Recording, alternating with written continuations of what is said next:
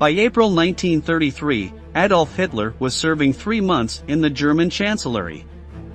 In his cabinet of ministers he only had 2 trusted men, but one of them was Hermann Göring, who had accompanied him from the beginning. Although he was a man of great importance within Nazism, it was not enough for Göring to be Minister of the Interior of Prussia. The right hand of the future Führer took advantage of his position to propose a new police force whose mission would be to maintain the social order of the fledgling Reich. This new police was nourished by the remains of the old Prussian police, mixing old officers with young university students affiliated with the party. Thus was born one of the most feared institutions of World War II, the Gestapo, an acronym for Geheime Staatspolizei, or Secret State Police.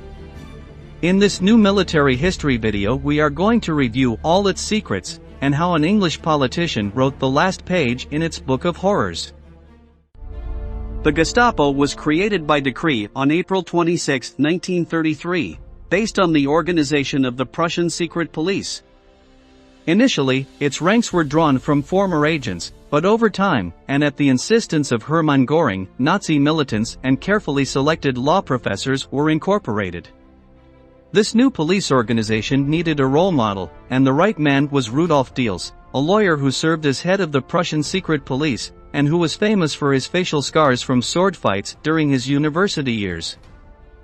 The function of the Gestapo was to investigate and combat all trends dangerous to the Third Reich, but its role as a police force was finally defined by Göring. It was he who recommended expanding the influence of the Gestapo far beyond Prussia.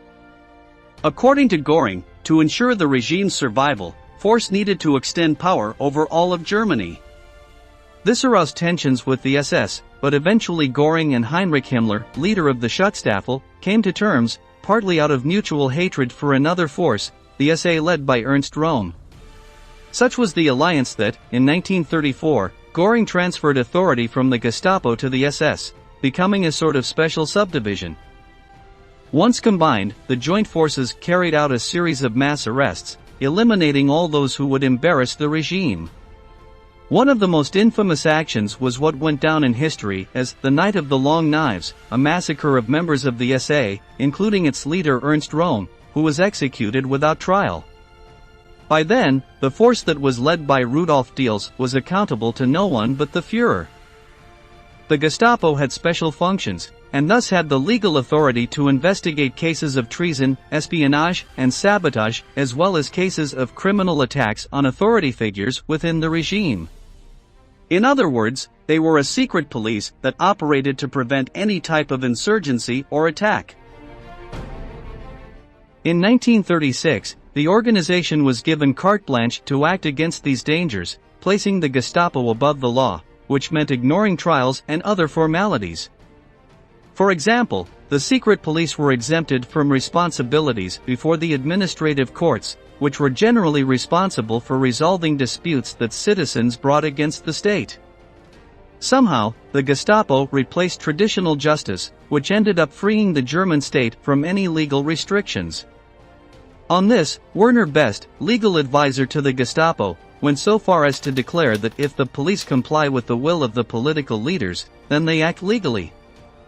But among all its faculties, the one that gave the Gestapo the most power was the Schutzhaft, which we can translate as preventive custody, a euphemism to designate imprisonment without legal procedure, in other words, illegal arrests that were carried out in the concentration camps, where prisoners could go years without a conviction or even a clear crime beyond their political dissent. The imprisoned person even had to sign his own document stating his desire to be in prison, and the latter was achieved after long sessions of torture and physical and mental mistreatment.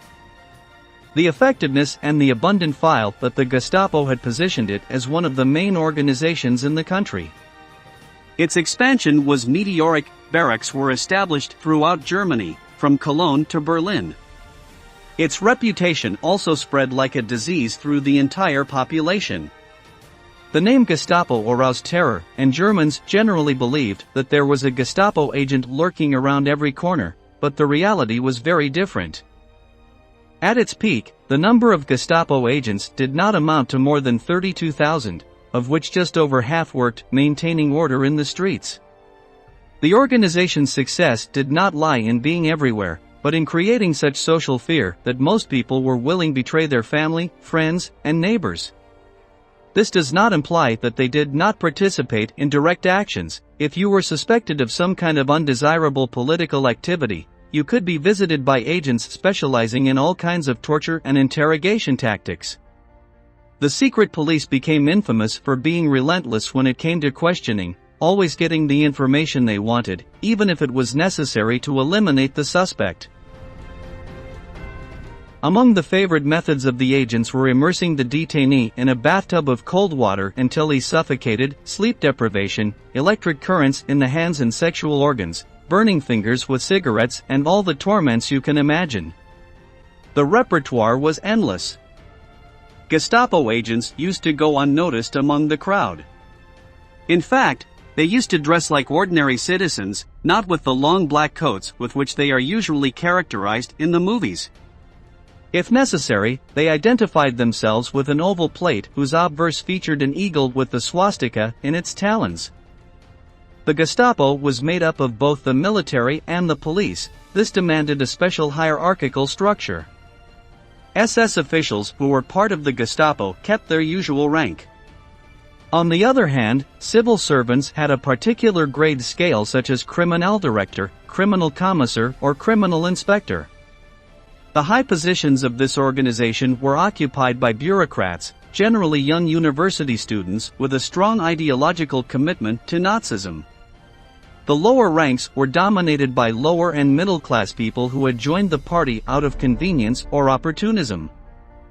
As the Allies closed in on Germany on all sides, the Gestapo withered away, losing personnel, presence on the ground, and worse still, government support. On the morning of February 3, 1945, American planes carried out a fierce bombardment of Berlin, concentrating on the government zone and causing the death of around 3,000 Berliners. This seriously affected the Gestapo headquarters, as well as the facilities of other organizations that were left practically headless after the attack. From the first days of April, the Gestapo officials began to burn files and documents in the premises and central courtyards of the building. The smoke covered the entire city. Finally, the most famous and feared police organization in history was dissolved by General Dwight Eisenhower on May 7, 1945. During the Nuremberg trials, the Gestapo was considered a criminal organization and was banned throughout the country forever. This is how we come to the end of this video. But before we say goodbye, we want to invite you to subscribe and activate notifications to keep up to date with our videos. We will meet again in the next episode of Military History.